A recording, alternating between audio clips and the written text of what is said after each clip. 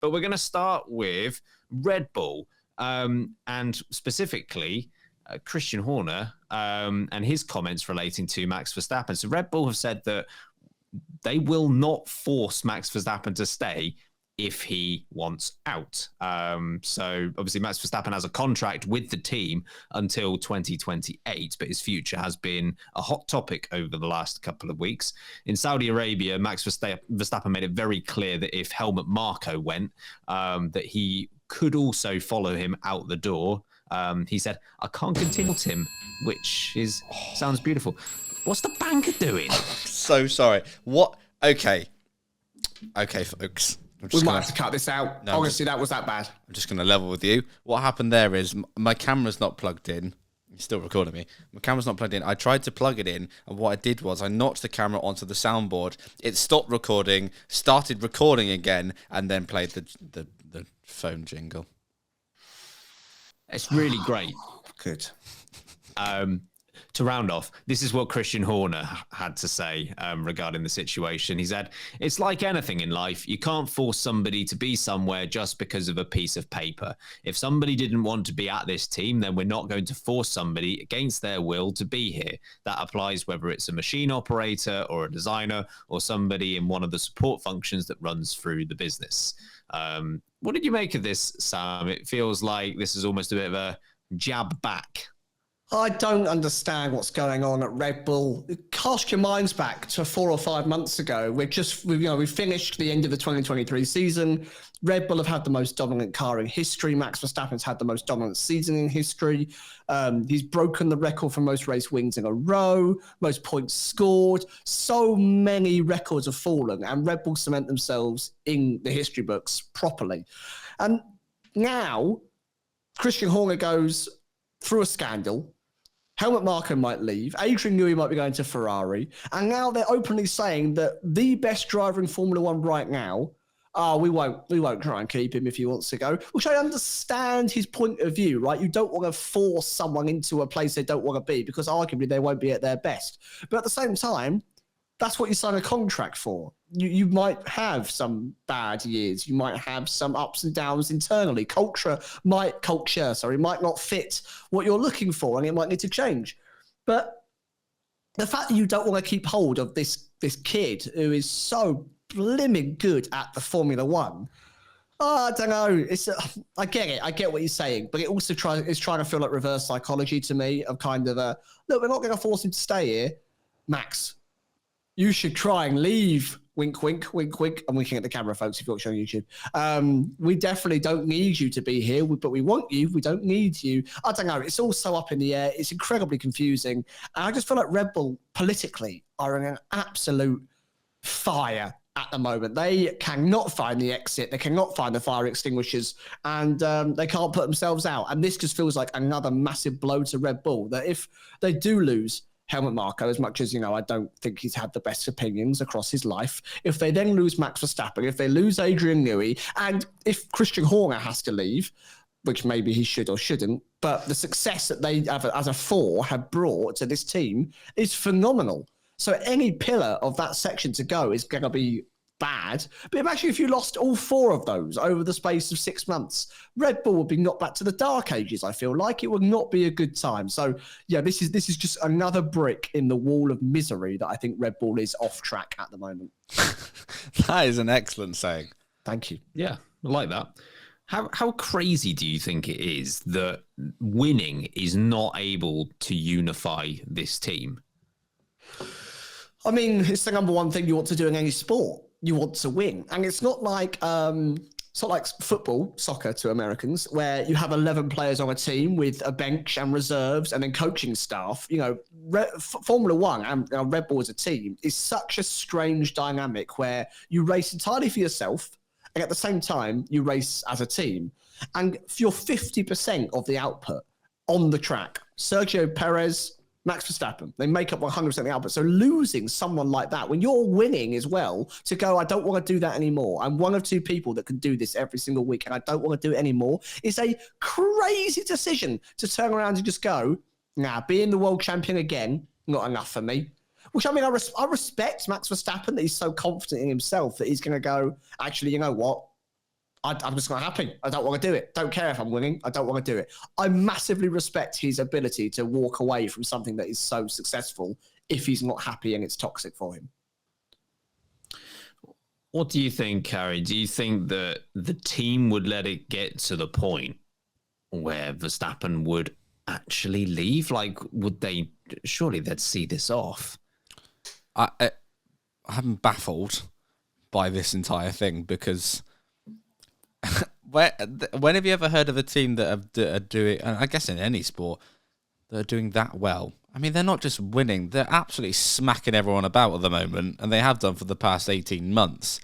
And yet it's not enough because of the chaos going on behind the scenes. It's not enough potentially to keep your star driver. I know the rumours about Adrian Newey are, you know, whether they're actually any foundation to them or not, because I saw something today that he is just well, I was going to say the same thing. Yeah, saw today that he's not actually going anywhere and he's coming back to trackside in Australia, Japan.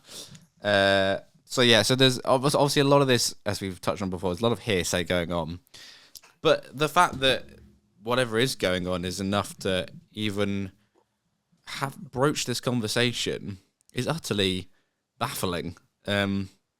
And you could have a situation where two teams in the space of a few months lose two of the two best drivers in F1 right now, Lewis Hamilton and Max Verstappen. That's crazy. That's ridiculous, considering all the success both of those have had with those respective teams. So I know for very different reasons, obviously, but yeah, it's just, I don't know. It feels like there's maybe it's a tactic. I don't know, but from Christian Horner, a bit of an attitude of we don't need Max Verstappen or Adrian Newey. I'd argue you definitely need both of them. I'd argue you need Adrian Newey more than Max Verstappen. I know that seems a ridiculous thing to say, but Red Bull will continue without Max Verstappen. It obviously will have to without Adrian Newey, but if you're going to give one up, you keep the guys been making your cars win all the time, not necessarily the driver that's in it. So maybe that's what he's going for here, but it's just utterly bizarre that it's even come to this situation where they could say, yeah, we'll let Verstappen go. Max Verstappen off to Red Bull, leaving Red Bull is. I didn't think I'd ever. I mean, probably said the same thing about Hamilton leaving McLaren back in the day, but these two, Red Bull and Verstappen, seem so intertwined that it just doesn't seem to make any sense. I think he just wants to partner up with his best friend Pierre Gasly at Alpine and reunite that combination, leaving Ocon free to, of course, claim the Red Bull seat. So I think that's probably how it's going to play out. Yeah, sure. In war mode, you need tactics, and the tactic is to rid Verstappen of the best seat and take it for his own. You know, by the way, that even if this rumor isn't, there's nothing to this. You know that Fernando Alonso is on the blower to Red Bull and be like, "Oh no, he's already there. He's at the factory." If the moment he leaves, lads, I'm in. Hello, hello, out the door. Hello, let me in. Hello, is the seat mine? Hello, literally brought his own seat fitting with him. You see him meeting with Briatore and Toto Wolff today. Yeah, was that actually real or I've seen? I don't know. Yeah, yes, but was it the same time? I think it was. I think it's a real photo. No. There's a picture of Alonso at the same cafe, but people are saying it's the same time, but actually whether they were two separate occasions. Anyway. Briatore is still his manager, right? Very much so. Yes. And I imagine that Toto and Briatore probably have texts going about. I mean, it's Fernando. He wouldn't let it not happen. My source tells me that the photos are very legit. My source is one Kate Middleton. Oh, where is she, Ben? She's great. She photoshopping it. Right, we all like to dabble in Photoshop occasionally. Oh, Lord. I'm an amateur editor myself. Luckily, you don't do ours. Oh, no, wait. Oh, wait. I feel like what you're saying in terms of Verstappen potentially, you know, if he were to leave and comparing it to Hamilton and his decision, Hamilton leaving Mercedes might be, you know what I'm going to say it is the most seismic move in F1 history. I don't think this would top that in that regard, but it would be way more shocking. Like, it would be way more shocking. Like, with Hamilton's one, it makes sense. Mercedes haven't been winning for years, and he's always wanted to race for Ferrari at some point in his career. It's a childhood dream. It all makes sense. This would make, from an on-track perspective, no bloody sense in the world. It would make absolutely zero sense. I think Verstappen has made it pretty clear on where he's at based on his comments and him essentially tying himself at the hip to Helmut Marko. And I'm not sure how much influence that had on, Helmut Marko. It was at one point during the weekend suspected that he was going to be suspended, and then they kind of walked back on that. Not quite sure how much Verstappen's comments had to do with it. But yeah, I think Verstappen has both explicitly and implicitly been very clear as to what side of this argument he's on through his chats over the weekend. At this point, it feels like both sides of this, it's just so much posturing going on, right? There's a lot of political posturing to the point where Jos and Max are threatening to go elsewhere. I'm 100% of the belief that it is a play. It is a ploy, a play, a tactic, and nothing beyond that. And honestly, I think here, Christian Horner is calling their bluff. And he knows exactly what he's doing, Christian Horner. He knows what he's doing when he's comparing Verstappen indirectly to, what did he say? Designers and, I've got the quote here, designers and machine operators and somebody in the support function. There's a reason he said all of that in his quote. And it's very much to tell Verstappen, you are another cog in this wheel. You might be an important cog in the wheel, but you are just a cog in the wheel. And actually, I'm aware and you're aware that Verstappen plus Red Bull is an amazing combination that keeps on winning. But which of the two combinations will work if they're separate? Would it be another great driver plus Red Bull, or would it be Verstappen in another team? And the winner out of those two would be, as great as Verstappen is, the winner of those two situations at the moment would be the other driver going into Red Bull. Because, quite honestly, the car matters, doesn't it? The car, and as much as the driver, of course, matters as well. If Verstappen went to Mercedes this year and someone went in and, say Charles Leclerc, for whatever bizarre reason, stepped into Red Bull, my money would be on Leclerc and Red Bull. And I feel like this is Horner's way of just telling him that's the way it is. It's still a very dangerous game. Don't get me wrong.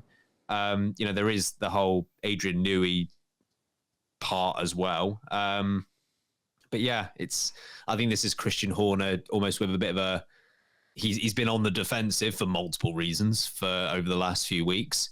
This felt like him coming out and jabbing back a little bit, I think. There's a lot of buffooning, isn't there? A lot of gorillas walking around with their chests puffed up to try and look like the big man in the zoo, in the jungle.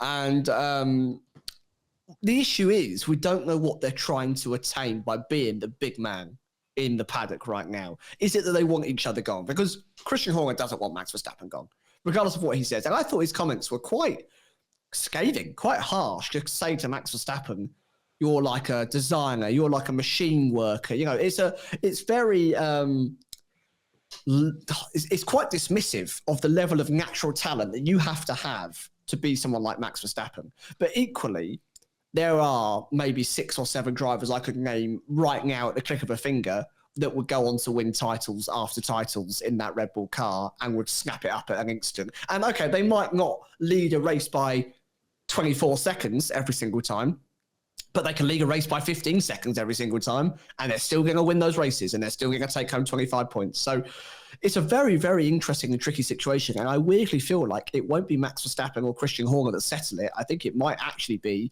someone like Helmut Marko, who is the one that makes the deciding vote or the deciding voice with their feet and walks out of the door, or stays and sits down and stays planting. It's a very bizarre but fascinating situation to watch unfold. Funnily enough, ever since you said it the last time we spoke about this last week, where you compared Red Bull to the Roman Empire, yes, the more and more I believe it, because the Roman Empire was at its strongest when it was fighting others, like whether that be the Samnites or the Carthaginians or whoever else. they were at their best when they were fighting opposition. When they struggled was when they didn't have a common opponent and they just broke down internally. And it feels like this is very much the same way in that, I don't know, if the likes of a Ferrari or a Mercedes really stepped up to the plate on the track and this team were able to unify and get behind this common enemy, I don't know. I'm not saying that will resolve anything, but it's almost like they don't have anything to be distracted by on track that might actually be hurting them at the moment.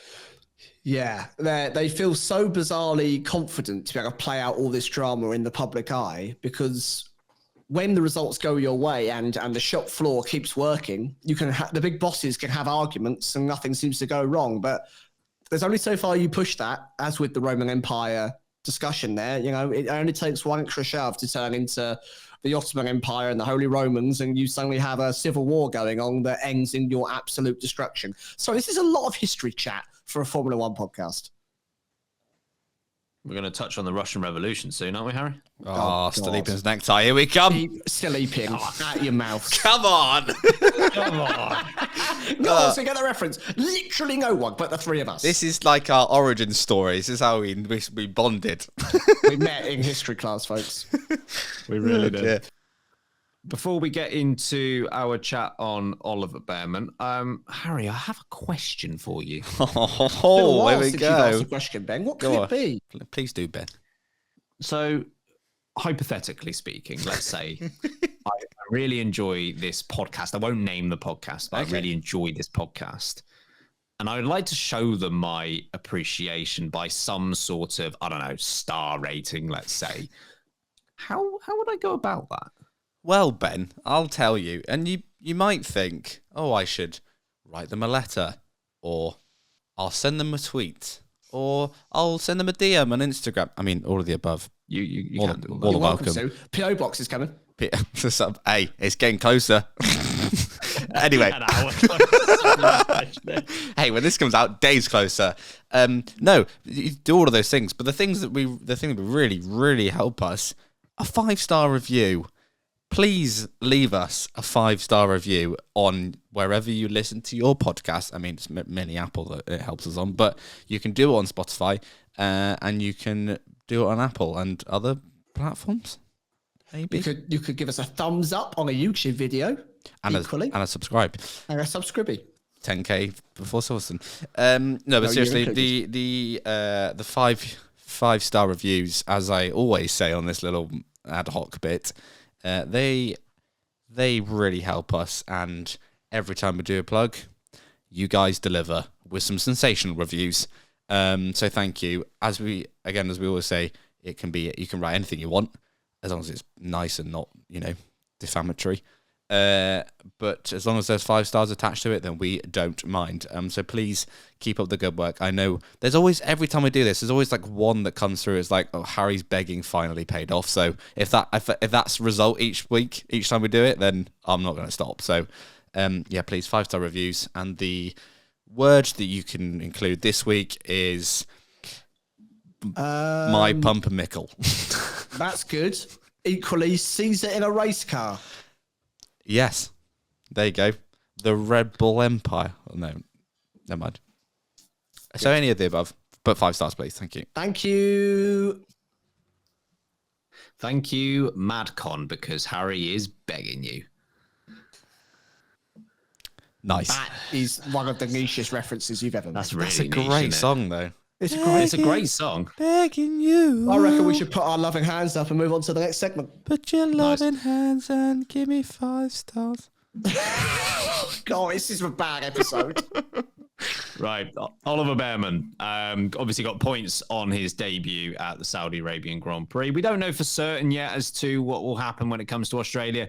I think the plan is that Carlos Sainz will be back in the car by that point. So if we at least go ahead with that assumption for now, that it will be just a one-off race for Behrman, but he does have multiple free practice sessions throughout the year with the Haas team. Jock Clear, who is the head of the Ferrari Driver Academy, has said based on the Saudi Arabian debut of Behrman that he has proved he is ready for a full-time seat in the sport. Sam, I mean, focuses a lot on Haas here, as that makes the most sense, arguably. But do you think generally that Behrman is ready, either at the beginning of next season or maybe even before that? And should Haas be the ones to pick him up? Yeah, I mean, let's not realistically talk about before the end of this season, because in all realistic chances, that isn't going to happen regardless. It's not like, and we don't want it to happen for reasons that are, not very nice. For example, let's say Carlos Sainz has another problem and he can't race for the rest of the season. We just don't want that to happen. So in all realistic terms, he won't be in a seat until the end of this year, start of next season. But do I think he should be in a seat? 100%. The amount of positive comments, not just from this podcast, not just from you, our listeners, but from the whole F1 community and the professionals that surround that praised Ollie Behrman like they should. The amount of times that it was kind of, we didn't know it was an F2 driver. We were unsure, the level of support. As Ben, you made the point of, if you were to hide everyone's names, you just put the constructors and where they finish on a grid and you go, pick out the rookie, you couldn't. He held himself so brilliantly across that entire Grand Prix weekend with only one practice session. He displayed so much maturity, great skill, got overtakes done, was really good in raw pace. Lots to learn, of course, but hey, that's the point of being a rookie. You develop, you grow, you change, like Oscar Piastri is doing from last season to this season, or Logan Sargent is hopefully doing from last season to this season.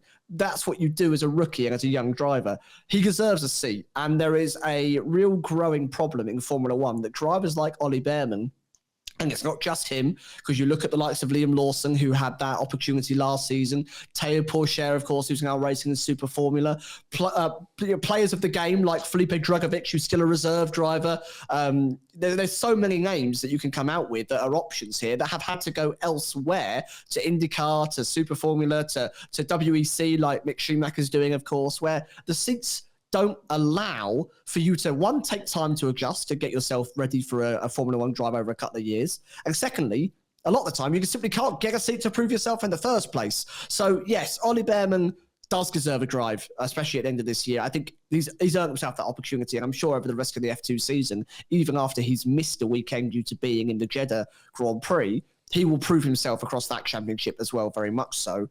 He deserves a seat. Haas feels like the logical option. I'm unsure about the Sauber relationship anymore because, yes, they take Ferrari engines for now, but of course, Audi have recently announced that they're going to up their commitment to 100% buyout now of Sauber from the sport. So it will be Audi owned, which means Audi engines. They won't have a relationship with Ferrari anymore. So it feels very unlikely that Ferrari can use that engine power to muscle their way into getting one of their reserve drivers a seat for a couple of years. Haas, on the other hand, might enjoy a larger discount of an engine supply or some parts that they take off, whilst also getting a driver for free, for example. It might be a nice way to reinvest their cost cap spendings elsewhere. That might suit them, especially if maybe K-Mag or Hulkenberg, feels unlikely right now, but one of those two go on to have a bit of a shocker of a year, or they want to turn themselves to have a seasoned pro and a rookie. Sometimes cash off the track is worth more than a driver that can finish 12th place, not 14th place. Haas feel like the main option. The other option that feels like a possibility, which I think would be a bit of a shock, but it's definitely possible, is if Logan Sargent continues to run down this route of not really achieving what I think James Vowles would probably want of him at this point. And maybe that secondary Williams seat opens up, and maybe there is some discount for Williams to take on this young driver for no cost, and they can save on salaries and investments, and maybe some sponsorship or something like that goes their way. But otherwise, it would just be wonderful if there were more teams in the sport to allow for more seats, and then we wouldn't have to have this debate. There's also been a lot of talk in the F1 sphere.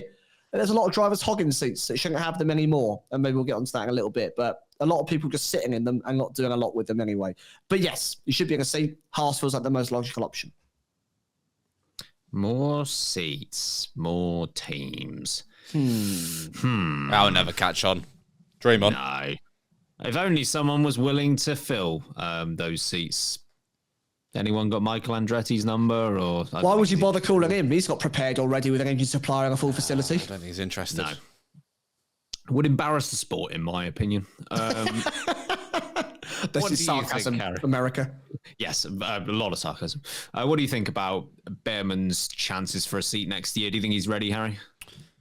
I'm wary of the Nick de Vries effect that we experienced in 2022, but I'd say, give him some more time in an F1 car. I think he's ready. He was very impressive in Saudi, as I've said already. But I'm not going to say he's the next greatest driver in F1. But I think he proved in it. I guess the difference between the Nick de Vries situation and the one we had with Behrman, Nick de Vries got chucked into a seat that was in a car that was very good in a straight line, and he was racing at Monza. Yeah. De Vries was also, I don't know how many years exactly, but like 8-9 years older than what Behrman is, Precisely. I think. Precisely. Like a seasoned champion, I shall add. An actual champion. Wow, exactly.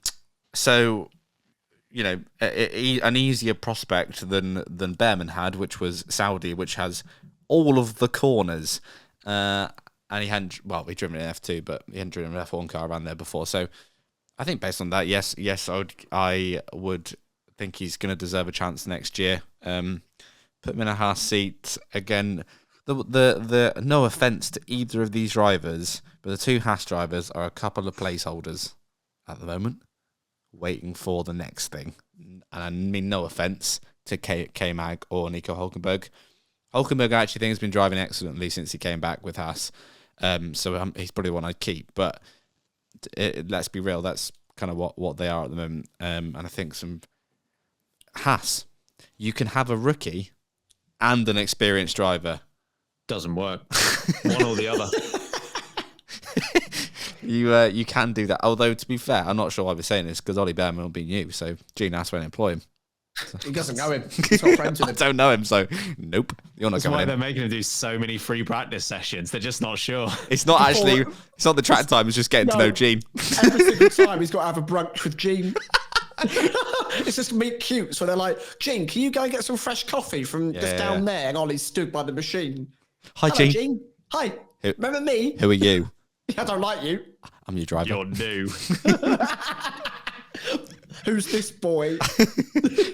Oh dear. Anyway, so look, I think it's worth a punt. I think he proved himself in Saudi, to be honest. Get him in the seat next year, Haas. Come on. I think the performance itself at Saudi aside, because pace-wise, I think we kind of know he's got good pace, right? Based on his junior career. I think what not stunned, maybe that might be a step too far, but what surprised me a bit was the maturity that he was able to display given how young he is and the situation that he was put into. It would have been very easy for that weekend to implode for him, and he just didn't let that. Not only did he not let that happen, it never felt like it was going to.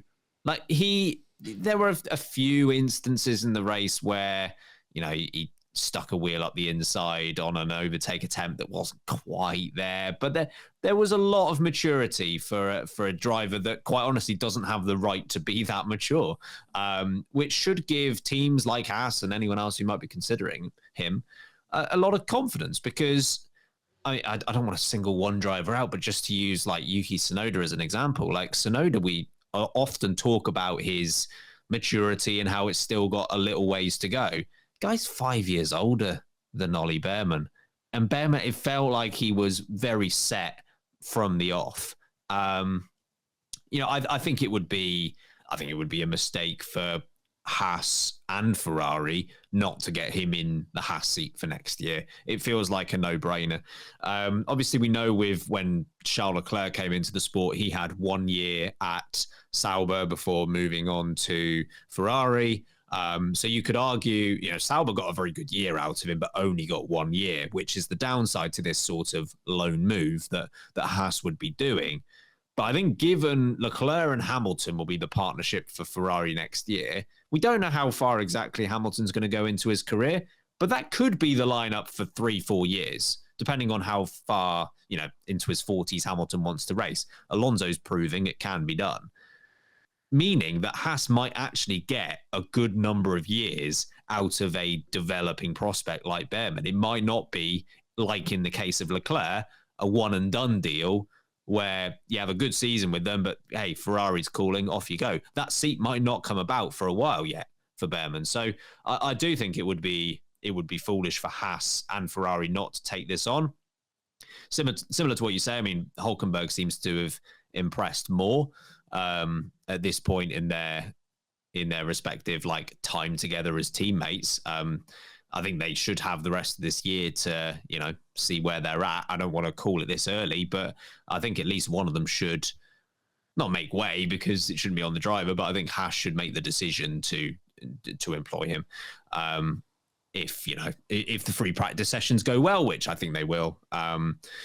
With the F2 side of things, Sam, do you think there's still work for him to do there to convince a team like Haas that he should be taken? Like, does he have to hit a certain point in the championship, or does the F1 experience override it? No, it doesn't override it. I do think it plays a massive part. I do think it is a great step in the right direction. But he can't now go back to F2 and, crash the car at every race session, for example. He needs to still have a pretty competitive Grand Prix, because at the end of the day, F2 is the proving ground. It is the natural prequel to Formula One. And if you can't handle yourself to some degree in F2, then I'm not saying it's the be-all and end-all. I'm not saying there aren't exceptions. You look at certain champions and runners-up and things like that, and they don't always come to fruition in Formula One, right? Nikita Mazepin, for example, he was pretty competitive in F2, not very good in Formula One. I hate to say it to him, but Mick Schumacher is an F2 champion. I don't know if he's really deserving of any further time in Formula One. It does happen. But equally, you look at the amount of drivers that have come through Formula 2 and won or come second or third and massively impressed, and what they've gone on to do. Nico Rosberg, Lewis Hamilton, to name a couple of the classics when it was GP2. More recently, Charles Leclerc, Lando Norris, George Russell, Alex Albon. These drivers who have really done well. Ocon, Gasly, Max Verstappen skipped it. But my point is, to do well in the junior formulas tends to point to the fact that you're going to be quite good in the Formula One. So, yeah, I'm not saying he needs to go and dominate. I'm not saying he needs to go win the whole season. If he were to finish, I don't know, third in a close title fight, and also had this F1 experience, I think that's enough with Ferrari behind him, with Haas's backing, that he will get a drive. Equally, if he finishes 7th or 8th and someone like Kimi Antonelli, for example, absolutely wipes the floor in the same car as him, as his teammate, questions might need to be asked. To be fair, Behrman was nowhere in F2 last weekend at Saudi. It was like he was invisible. Really, yeah. I'm not sure I even saw him start the race, actually, now you come to think of it. He was barely existent. Yep. He could have not been there, and I don't think anything would have changed. Harry, if you're Haas or another team, what do you want to see from Behrman throughout the rest of the F2 campaign? I think just more of what he did in Saudi, just consistency. Because I said this before, he didn't drive, and again, I mean no disrespect to F2 drivers here, but he didn't drive like someone who was in F2. You made the, comparison to Tsunoda, and the need for maturity. Behrman looked like he was already grown up. He looked like the complete package in that sense. So I think that obviously got to still be fast, which he's already showing. He took pole in Saudi in F2 before he got called up to the Ferrari seat. But I think just they don't need another. They need a right. So you have a rookie. They don't need a slow one like Mazepin, and they don't need a quick one who crashes. Well, I guess not always quick, but like Mick Schumacher did, quicker. So you're being generous there. They need one who's quick and consistent, and from what we've seen, I think Behrman is that, or at least that's what he demonstrated in Saudi. So I think more of that for the remainder of the year, and the same for when he's in the practice sessions as well with Haas. I think that'll seal in the seat, or it should seal in the seat. But it's it's Haas, so they'll probably employ someone else. Grosjean's back. I agree with you both. I think there is still work to be done when it comes to his F2 campaign. It's still very early in the season. I almost think the FP sessions, like the free practice sessions, will matter just as much, if not more, just because of how many he's doing for Haas, to the point where we know all the teams have to fulfill their 2 sessions per year quota of these drivers. But in a lot of those instances, if you are just coming into the car for the first time, there's a lot of acclimatization that's necessary to the point where you don't get a lot of accurate running. But I think it might be like 5 sessions or so that the Bearman's got for Haas this year. After the first one, there's less of that time that's required to get him used to the car. Like, he's already raced in F1 now, that actually there can be some real representative running that Haas can see and make their decision on. So, there's still work to do, but it would be a surprise if it's thrown away from here. Moving on to our next topic regarding Helmut Marko and some comments that he's made about the 2 Minardi drivers, Daniel Ricciardo and Yuki Tsunoda. He said, at least Tsunoda is very good in qualifying based on these first couple of races of the season. There's a lot at stake this season for both Yuki and Daniel. Yuki's qualifying performance was very good, and Ricciardo has to come up with something soon. Now, Helmut Marko is not exactly against interesting comments, as we know, Harry, but what do you make of this? Look, there's not been the greatest start to a season for Daniel Ricciardo, but it seems a bit premature, early doors to start saying this. I don't know. He was obviously there for half of last year, although missed a bit because he broke his hand. He's not wrong. Ricciardo does need an answer to this. He can't carry on like that if he wants any chance of a Red Bull seat. But it feels like Marko piling on the pressure fairly early doors. He normally waits a few races before he does that. We've had 2, so I don't know. It seems he's Helmut Marko. He's a law unto himself, but it seems quite harsh. I'd say when I saw this, it's quite early to be making these sorts of comments.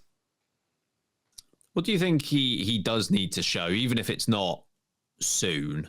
What do you think he needs to at least start to show, and by when? Just be quicker. I think the speed is the main issue, and it was one of the things that hampered him at McLaren, and it seems like it had come back when he obviously was in Red Bull reserve role for a bit, did that test, came back, and last year, whilst it didn't blow our socks off, there were a couple of good races in there. I'm thinking Mexico being one of them, where it was like, Daniel Ricciardo's back. Like, that's old Daniel Ricciardo. So these first 2 races have not felt like that so far for him. And Tsunoda, especially in qualifying, as Helmut Marko says, has been pretty clear of him. So in the races, I think it has been closer. I know it worked against Tsunoda in Bahrain. Obviously, the team orders in Saudi. There was a point where Ricciardo actually wasn't that far behind. I know he spun on his own at the end, but he wasn't that far behind Tsunoda in that P11 battle or P10 battle. So I think the races are better, but definitely qualifying needs to pick up ASAP. Yeah, and I think Ricciardo said something along the lines of being a bit confused as to where that qualifying pace had gone when it got to Q2 in Saudi Arabia, which is potentially more worrying that he doesn't know what the issue was, rather than if he did know what it was and could fix it. What do you make of the comment, Sam, and what do you think Ricciardo needs to show? I think the comment has come too soon in the season. I do think it's harsh to be bringing this kind of analysis up after only 2 races. Equally, I don't think what Helmut Marko is saying is incorrect. If he had delivered this maybe after race 7 or 8, and we'd seen similar form throughout all the races that we saw from the first 2, then I would very much say, yeah, absolutely spot on. I think there's some nostalgia around Daniel Ricciardo. He brought such good results and marketing and vibes and attention to the Red Bull family. And it still does, right? For a lot of the audiences, a lot of the people absolutely thrive on Daniel Ricciardo as a character and as a person. And he is a larger-than-life character, that he's able to sell himself off track enough, maybe on track, with how he used to drive, that maybe he gets to swing slightly further than what some of the quieter, more reserved drivers might get away with. Now, Daniel Ricciardo, this is going to sound maybe a little bit scathing. Daniel Ricciardo hasn't exactly been great for a while now. His last properly good time out was the last season he did at Renault, which was quite a while ago now. and it was the previous generation of cars. I think he struggles with the new ground effect cars. I don't think he's able to drive these how he would like to drive them. They don't seem to suit his driving style. And I think he needs to do a lot. I think Daniel Ricciardo is in a bit of a hole at the moment. I don't think he just needs to start beating Tsunoda, qualifying 9th if Tsunoda was 10th, or finishing 11th if Tsunoda was 12th. The difference is for Daniel Ricciardo, he's in his 30s and he's driving for a junior team where the entire aim is to get yourself into a Red Bull seat. Regardless of what RB are coming out and saying, we want to be more competitive, or we see top fives coming, whatever. The point is to get into Red Bull. That is the point. And to prove that he's able to do that, you need to be dominating Yuki Tsunoda. If Yuki Tsunoda's in 11th, you should be in 6th or 7th. If Yuki Tsunoda finishes 10th place, why aren't you fighting for 5th? And I really mean that you need to be extracting so much more out of that car to prove that you are a step above, a whole head and shoulders, not literally, above Yuki Tsunoda. I mean, in ability terms, of course. Because if you're going to drive for what is the championship winning car, if you're going to dethrone Sergio Perez, which is the seat that they're all gunning for, you've got to show above and beyond ability. And I just think, whilst, yes, it's harsh to come out with these comments so soon from your own team, family, he's not wrong. He's not wrong. And Daniel Ricciardo does need to not just step up, but jump up.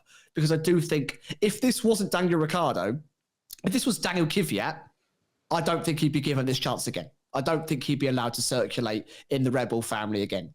I just think the time will have come and gone. And I think maybe Daniel Ricciardo's time is coming and maybe has gone at this point. I love him as a bloke. He's a great personality. I don't think he's got what it takes at the moment. He's going to have to show me a hell of a lot this season to convince me otherwise. Yeah, I mean, that's the point. I think the rest of this season will prove that one way or the other. And we will have a pretty definitive answer, I think, very soon. Again, I agree. I think this is a little bit early, but I don't think it will be too much longer until we start to get a real picture of where he's at. I think in reality, the second Red Bull seat, while Sergio Perez is doing the job, and the job is finish second behind Verstappen, it's very difficult to see Ricciardo or really anyone else having a case because he doesn't, it's similar to what you said, Sam, he doesn't need to find an extra gear on what he's shown the last 2 races. He needs to find like 4 extra gears. It's not even close. Sergio Perez is, at the moment at least, doing the job where he's not giving the team reason to move on, which is what he was doing for a good chunk of last year. It was almost, Ricciardo was sat on the sidelines for a lot last year, but the whole reason the conversation came about was because Sergio Perez was giving Red Bull reasons to look elsewhere. He's not currently doing that, which means someone like Ricciardo realistically probably needs to perform at a level similar to the likes of, dare I say, like Alonso and Leclerc to properly prove that he is worthy of the risk, which would be the shift away. We can question Sergio Perez's results all we like, and we certainly do when they're not up to scratch, but he's there. He's the safe option. He's the known. Whereas Ricciardo, if he can't prove it in the sister team, the junior team, why would they risk it? Why would they risk it? And I guess the other issue for Ricciardo is that what Red Bull need to see is not necessarily one-off performances that demonstrate pace. Because we've already referenced the Mexican Grand Prix from last year was a great result for him. But at the moment, it's looking a little bit like a standalone. Red Bull are not going to promote based on a standalone result. They are going to promote based on consistency. And the only way you can demonstrate consistency is over multiple races. So you better start sooner rather than later. Otherwise, time is going to run out for someone with legendary patience like Chex Notes, Helmut Marko. I don't know. It's early. But to your point as well, Sam, like he needs to show that he's capable of being in that Red Bull seat, because if he's not, what reason would they have to keep him around? As you say, they are, even if they say otherwise, they are the feeder team for Red Bull. And there's no point keeping a driver around who's going to be turning 35 this year unless you think that old talent that he had displayed a number of years ago is still there somewhere. If he isn't able to demonstrate that with a full season under his belt this year, when is he going to show it? So it really is. Helmut Marko said something along the lines of it's a big year for both of them. It really is. It's kind of do or die when it comes to the sport for him. Yeah, agreed. Okay, let's move on to our last regular topic of today, which is a comment by Alex Albon regarding sort of the state of this season. I'll read you the quote directly when he was talking to F1. In some ways, it's a bit of a shame to see comments about Max and it being a boring season, because it's totally not that, at least from my perspective. Because you take him out of the equation, you have one of the best grids, the best fields, the tightest grids ever in Formula One. And even if you include Max, still it's the tightest field in Formula One. It's hard because it's the leader, so everyone focuses on the leader, but the racing at the back is so intense. We pitted 2 laps too late in Bahrain during the race, and we lost 6 positions. Now, that's, I mean, a good opportunity to get a slight dig in there for that not going very well. But I think, it's an interesting point as a whole. Sam, what did you make of it? I think he's exactly right. And I think we made this point in the Wink Wink Nudge Nudge Wednesday's episode, although it definitely didn't record about an hour ago. No. That if you were to go back and watch a mid-2000s Grand Prix, or even, an early teens Grand Prix, there were cars at the back. And I'm not just talking about one team. I'm talking about 3 or 4 teams of the 10 or 12 teams that we had back then that were multiple laps behind come the end of a race. Not just, 50, 60 seconds off of the leader, but some teams would finish 3 or 4 laps down. And that's on pure pace. No DNFs, no DSQs. No, that's not the right thing. No reliability issues, what I'm trying to say. It was just pace. They were that much slower than the race leaders. And the pack that we have, partially maybe because of the cost cap, developmental changes that allow for design to catch up, it is allowed for the overall grid to be much closer. Last season, every single team scored points, right? That doesn't happen that often across the history of Formula One. Yeah, not just one lucky point. It was solid, right? They were regularly fighting. So if they weren't scoring points, most often, one of those cars at least would be in 12th, 13th, 11th. There's a chance that they could have scored points if one thing were to happen for them. So yes, I totally understand his point that the midfield fight is super, super exciting. The issue is you don't tend to watch sport to see what happens in the midfield. I don't watch the Premier League to see who finishes in 10th. That tends to not be the objective. So unless you are a die-hard fan, like us, like many of you listening to this, who are able to sit there and appreciate the skill on show from midfield drivers, the ability to outperform a car, how someone might out-qualify something, or how a strategy could completely shake something up, which are very, very interesting in their own right. If you are very new to the sport, perhaps you're a very casual watcher and you think, I haven't got a lot of time. I'll tune into a race. I'll give it a go. It's my first couple of years in the sport. I'll give it a go. And all you're able to comprehend, which is understandable if you're learning and it's very new to you, is driver up front wins by 15 seconds. Unfortunately, Alex Albon, that is as important as an old school viewer as a new viewer. It has to be exciting from start to finish. So there are many exciting aspects within Formula One.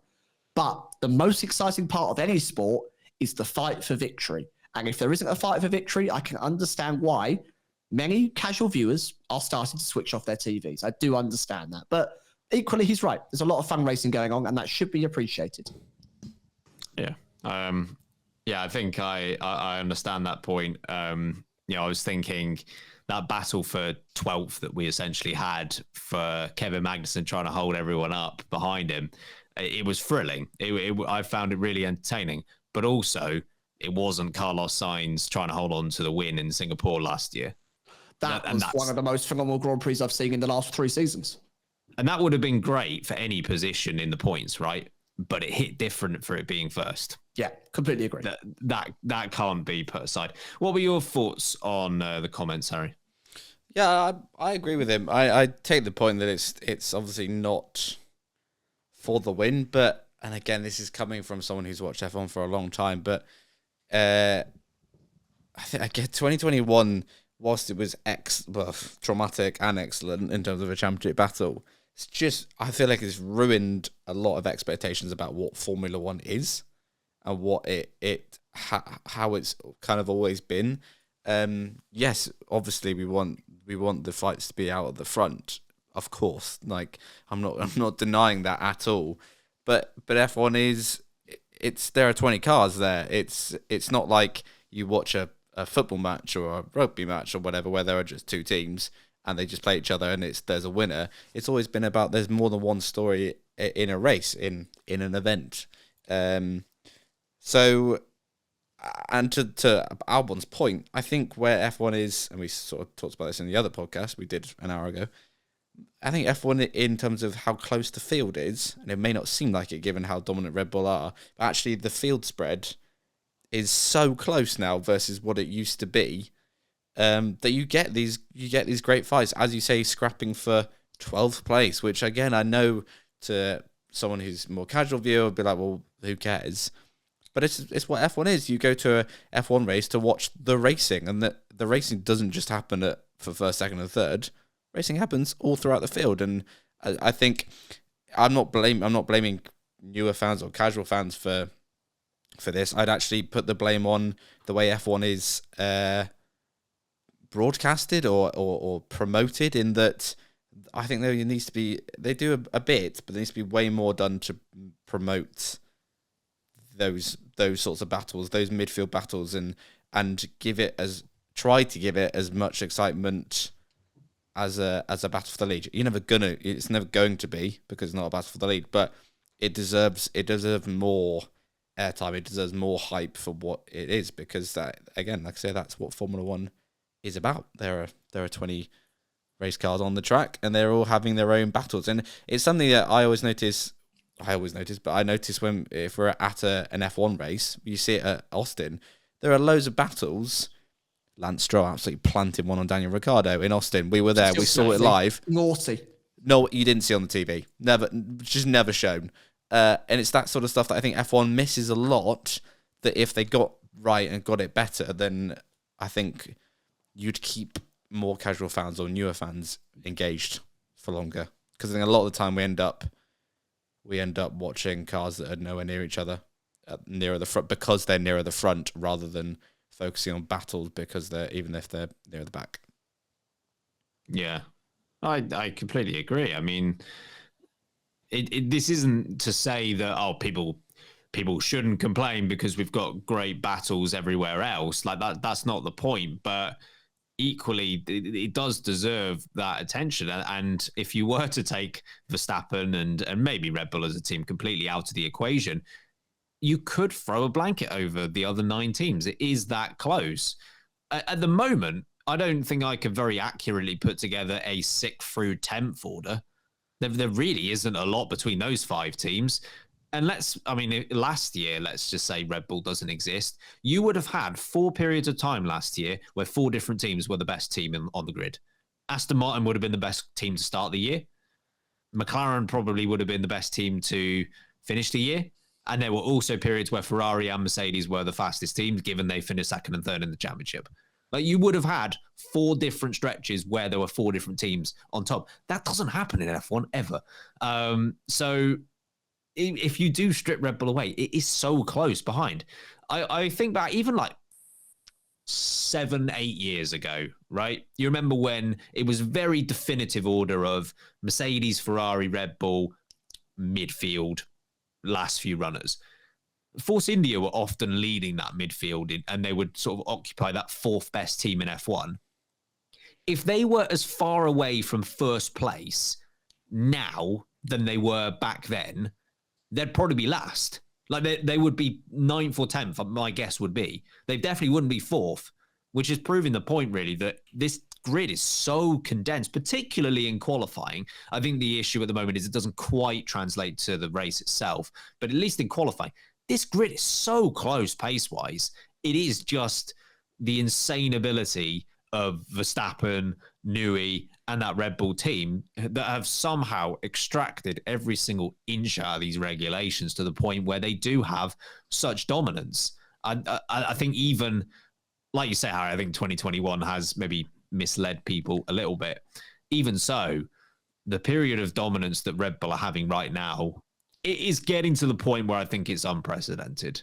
As dominant as Hamilton was in some Mercedes years and Schumacher was in some Ferrari years, I can't remember the stat exactly, but I think Verstappen's won like 20 of the last 21 races now. Yeah, he's about to on his second 10 in a row stretch. I was about to say he's done 9 in a row again. Yeah, Australia is 10 in a row if he wins it again. So it's probably 19 out of 20 then rather than 20 out of 21. But it's even Schumacher and Hamilton did not reach that level of dominance individually. So yeah, it is really, I don't want to say the fight for first or the lack of a fight for first is masking how great the sport is.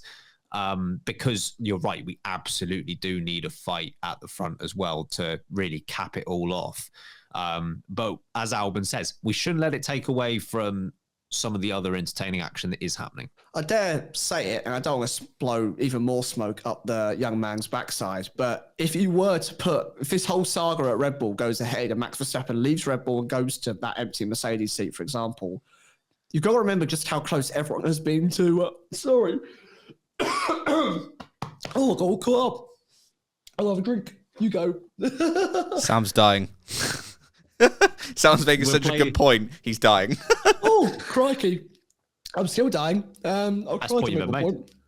My point is everyone's so close to Perez that we don't know who would have won the title the last couple of seasons. And it's just Max Verstappen who's driving that car so brilliantly that it's changed. It's made it seem much more dominant than it actually is. Because like you said, Ben, with the second place car swapping over so many times, Sergio Perez not being the top level driver that could be in that car, aka Max Verstappen, we don't know who's going to win every race. We don't know who's going to win every championship. So in future, if we have another 3 seasons, but Verstappen's gone to Mercedes, there's every chance that we could have 4 or 5 different teams winning multiple races in a season. It is one little thing that changes like that can absolutely change the face of Formula One. Yeah, I'm sure this one will divide people. So really interested to hear all of your comments and thoughts on this. You can get in touch with us at the usual places, Late Breaking F1 on socials, get in the Discord. Let us know what you think on this. Has Alex Albon got a point, or is it simply we need a race out front for F1 to really take that next step again?